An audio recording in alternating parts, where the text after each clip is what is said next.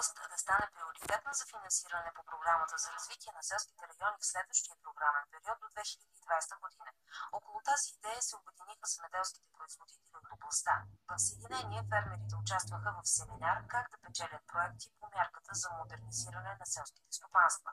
Част от стопаните в областта вече са реализирали такива проекти, но все още има какво да се желае, така че нашите стопанства да се доближат до облик на тези от Западна Европа.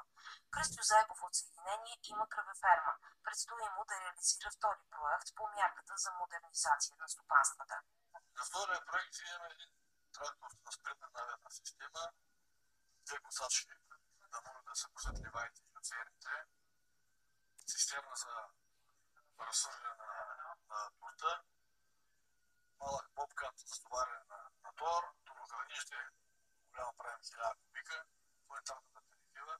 За напред от Асоциацията за използване на информационните технологии от земеделски производители в България ще помагат на стопаните да реализират още повече проекти така, че евросредствата да бъдат усвоявани на 100%. При този прием тази година на програмата за развитие на селските райони, Пловдивски регион не е сред приоритетите.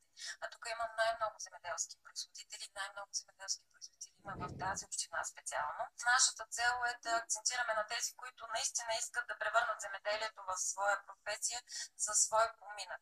Кметът на община Съединение Георги Руменов също заяви, че като представител на местната власт ще помага на фермерите от неговата община така, че стопанствата им да бъдат модерни и да генерират печалба.